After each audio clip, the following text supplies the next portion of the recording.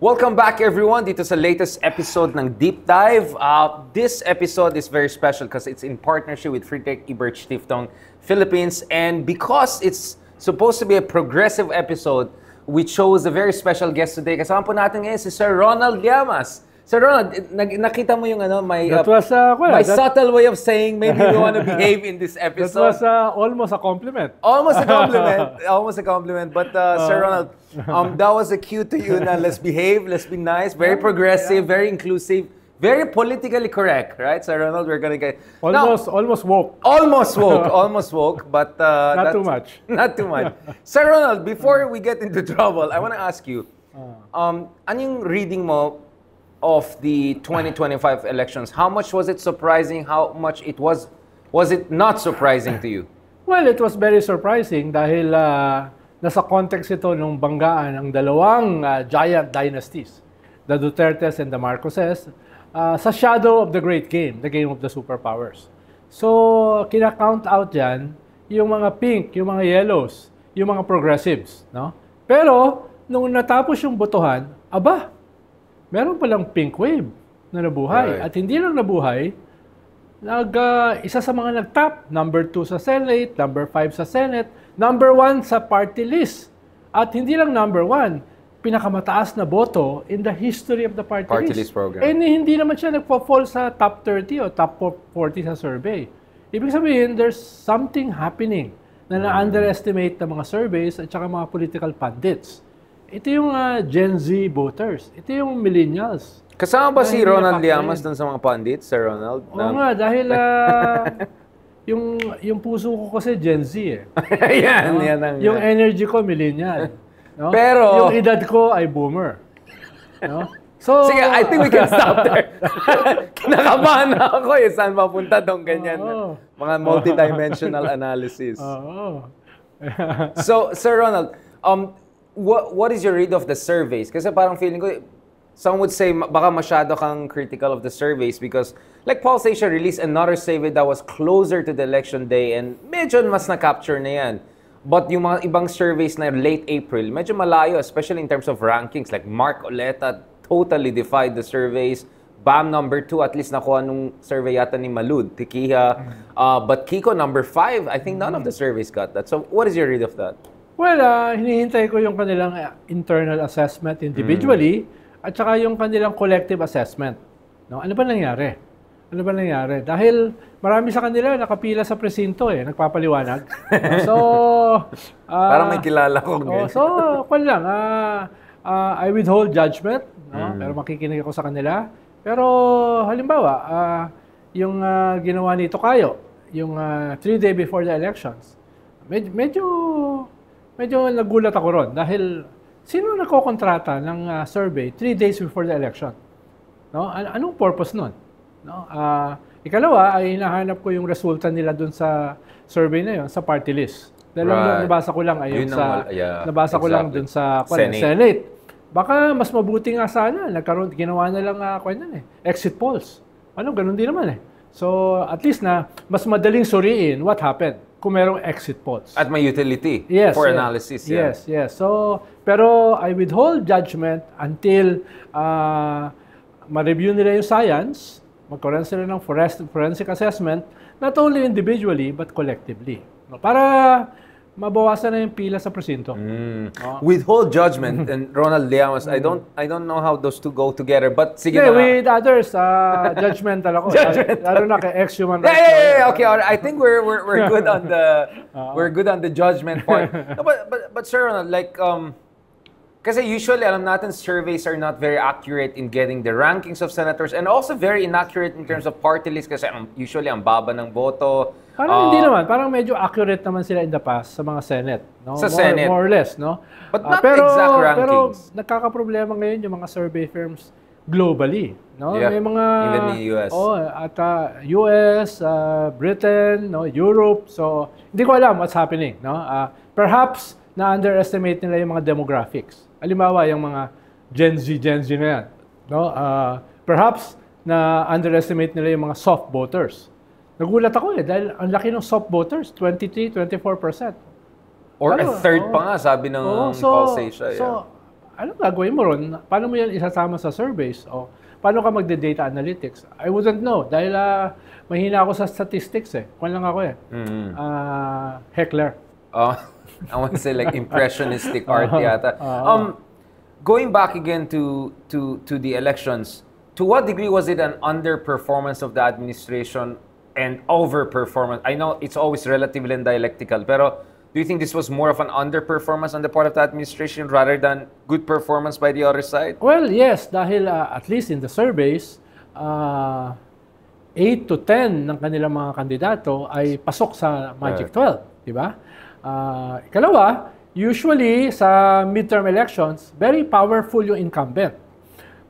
Dahil ito ay plebiscite on the president's governance. No? Kaya nagulat ako na going into the elections, parang gumuho yung machinery.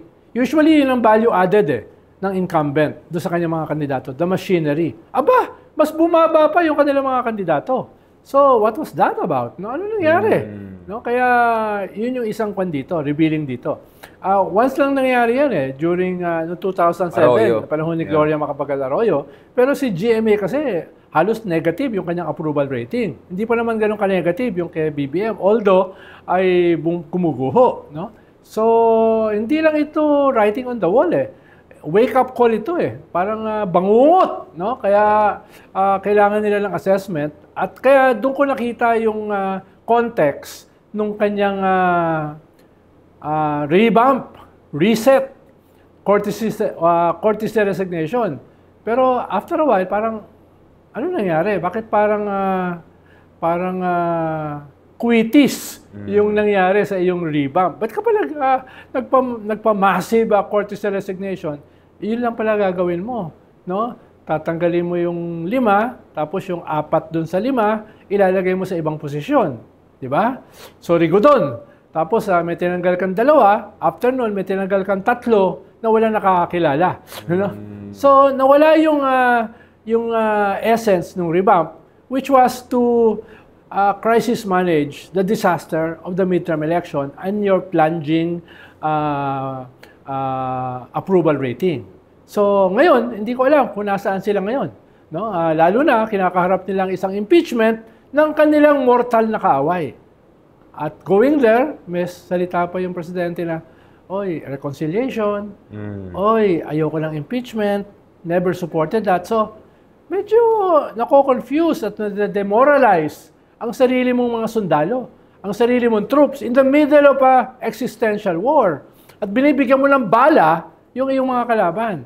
Kaya ang from my vantage point, ano nangyayari? Where's the strategy? No, where's the framework? Dahil lahat ito, ang kailangan dito framework Di ba? Sa isang existential war ka, tapos galing ka sa crisis ng budget controversy noong December to January, galing ka dun sa midterm election na disaster, tapos galing ka sa plunging approval ratings. So, kailangan mo dyan, hindi lamang ng crisis management. Kailangan mo dyan ng framework at saka strategy. Paano ka aalis dyan sa moras? Dyan sa quicksand na yan? Yun ang hindi ko masyado nakikita at this point. Well, I think that's what happens when you go from uniteam to forever enemies mode in a quite a tornado fashion, di ba? Tsaka, let's be honest, Sir Ron, maybe tayo kasi sanay tayo sa bardagulan. I'm not sure about Marcos Talaga? Jr. Parang very gentle naman tayo. Sa ibang episodes, ito kasi special episode lang dahil nandun na yung mga kasama natin for other episodes. Dito relatively subdued nga ako dito. Relatively subdued, but later on, Sir Ron, maybe in a different platform, ilabas ang tunay na kulay. No, but Sir Ron, of course, the other thing that we also saw in these elections is the emergence of the progressive candidates way better than expected. I mean, there were people, including someone named Ronald Llamas, who was wondering if may manalo pa at all from progressives in the Senate. There was worry about Akbayan, Mamamayang Liberal, and yet all of them made it, and made it in style. Can the progressive liberal forces become a third force, or are they a third force? Definitely. Dahil una, gusto kong to reign on the party of the Duterte, DDS, dahil sabi nila, this midterm election was a vote for the Duterte. Hindi dahil yung mga pink, yung mga yellow, ay mas dramatic yung kanilang pagkakapanalo. Diba? Mas Kumpara sa dramatic. expectation, dahil number 2, number 5 sa Senate, no? Number 1 sa party list. Right. Tapos hindi pa diyan kasama yung mga local, no? Kakabagaw, winning over Anecleo, no? Sa Mindanao na DDS territory, no? Santos winning against the richest woman in the country, Cynthia Villar. Mami ni Camille. No? Yeah, yan ay galing sa unyo namin, sa FASAP. No? So, at iba pa. Councilor dati lang yun, di ba? At iba pa. Oo, at iba pa. So, pag i-deconstruct mo yung midterm election, ay hindi masyado namang simplistic itong mga Dutertards na it was a vote for them. No? Not necessarily, no? Dahil merong ibang binoto eh. At itong ibang binoto, itong pink at saka yellow, pinklawan ang tawag dyan, maybe their major contender sa 2028. Right. Dahil walang malakas na kandidato ang administrasyon. So, wag sila masyadong ganun kasigurado. Wag sila masyadong ganun kakaki. No? Katulad ng host, no? Speaking of host, who's very active in international and mainstream media, actually, kasalanan din ng international mainstream media. Ang dami kong nakita ng international mainstream media, including the ones who interviewed me, parang tanong nila is, was this a victory for Duterte? I said, how is this a victory for Duterte? They're still a negligible minority in the Congress. They only won a few seats in the LGUs. Yes, may mga cases like Governor of Cebu or arguably Manila and Baguio mayoral race. Pero I'm not sure how is that. In fact, even si Sara, di ba, sabi niya disappointed siya dun sa result ng elections. If anything, a potential rival within the Duterte camp emerged with Bongo coming on top with 27 million votes. I mean, if you're Sara Duterte, I think she had a reason to say that she was also not very impressed with the results.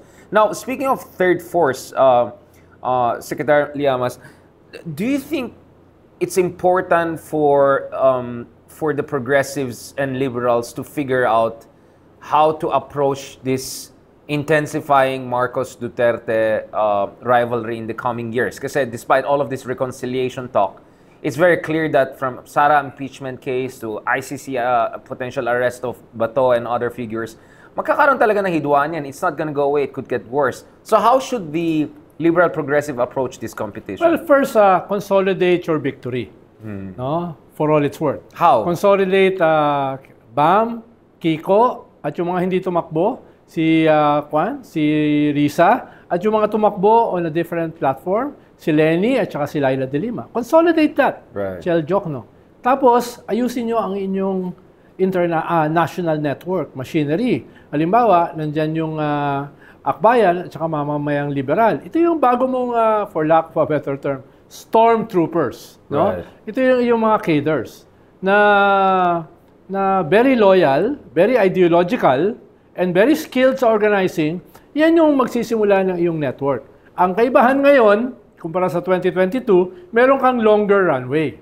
Di ba? Preparation time. To do some certain level ng primaries, to choose your presidential candidate, at saka, mas may potential ngayon to build a complete Senate slate na winnable.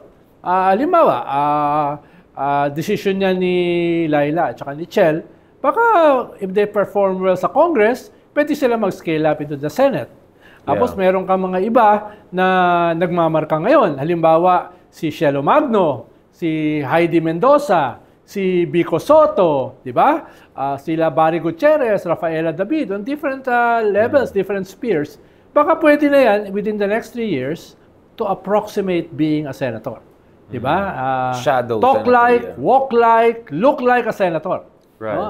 Ipakita nila na mas magaling sila dito sa mga walang kwenta na nakaupo. So, yun yung pwede nilang gawin in the next 3 years. Tapos, habang ginagawa yan, develop a brand. A brand for 2028. Diba? Kaya, looking good yung pink-yellow wave going into 2028. No? Yung ganyang klaseng. At sinimulan na ni Senator Risa, yung leader na pinag-iwanan ng baton ng leadership ni Lenny noong 2022 at yung naging campaign manager dito sa pink senatorial slate. Nag-scale up na siya dahil ayaw niyang mag-dissipate yung victory at yung mga sumuporta sa pink wave dito sa midterm election. So, yun ngayon yung ginawa niya. Hindi ibig sabihin na siya na lang ang tatakbo. Makakaroon niya ng parang primaries, no? Pero kailangan may tumayo ngayon. Hindi sa 2027. Hindi sa 2028. Ngayon pa lang. Ngayon pa lang So, may tumayo don't na. you think na premature for Risa to come out and say bukas siya na maging standard bearer ng opposition? Actually, hindi. Dahil, ayun nga yung mga bumoto sa Pink Lawan, maghahanap yan ng leader. At Right. habang hindi pa nag-i-scale up si Lenny, si Laila, si Bam at saka si Kiko, kailangan may mag-scale up. At yun ang Right. ginawa niya. No? Parang kung siya, Take off the sacrificial cudgels, lamb. yeah. No? Sacrificial lamb. No? At siya yung babanatan. Exactly. Siya yung babanatan. Pero Exactly. kaya niyang i-absorb yan. Yan. Pero, wag din maliitin na kahit party list lang, yung akbayan. Right. Dahil dyan ang galing si Risa. No? Dyan ang galing si Risa. At ang akbayan is not a simple party list group. Una, isa siya sa nagtulak na ma-implement yung constitutional provision sa party list para sa marginalized. Right. Yan yung nag-campaign noong 96, 97 para maging batas ng party list law. Si Congresswoman Eta Rosales, si Senator Bobby Tañada, si Congressman Edsel Lagman, etc. etc. Yun ang nagtulak niyan. No? So, hindi lang sila party list na nakinabang sa party list law. Sila yung nagtulak na magkaroon ng party list law. Ikalawa, lalo na ngayon, na sobrang dami ng mga party list na walang kinalaman doon sa original ethos ng party list na marginalized representation, ay yung akbayan na maintain yun. No? Representing the marginalized at saka may ideology. Right. May ideology. No? Going into 2028, mahalaga yan. Because kailangan mo ng mga cadres, ng organizers, ng mga political operators na handa na lumaban at even magpakamatay para sa kanilang mga paniniwala. Dahil 2028 will be a decisive battle in our history. Makakabalik ba itong mga Duterte na may kaso ng crimes against humanity? Makakabalik ba itong mga Duterte na clearly pro-China? Makakabalik ba itong mga Duterte na may mga kaso ng massive corruption at saka mismanagement? Anong klaseng lipunan tayo kung babalik sila sa 2028? So, 2028 will be a battle for the future of our country, for the next generation, and in a way, for modernity. Dahil kahit ginagamit ng mga Duterte, yung tools of post-modernity, social media, etc., yung kanilang ethos is pre-modern, very feudal, di ba? Very autocratic.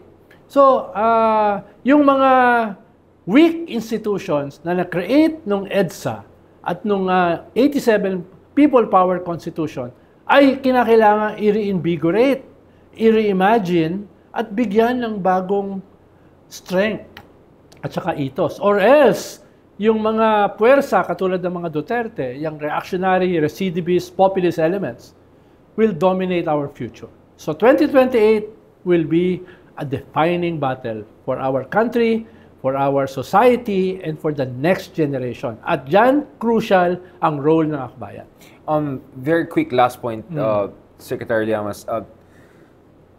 For a long time, may skepticism kasi sabi niya ang Philippines, celebrity-obsessed yung politics, walang real political parties, with the exception of Akbayan and a few others. It's all about, PR and branding.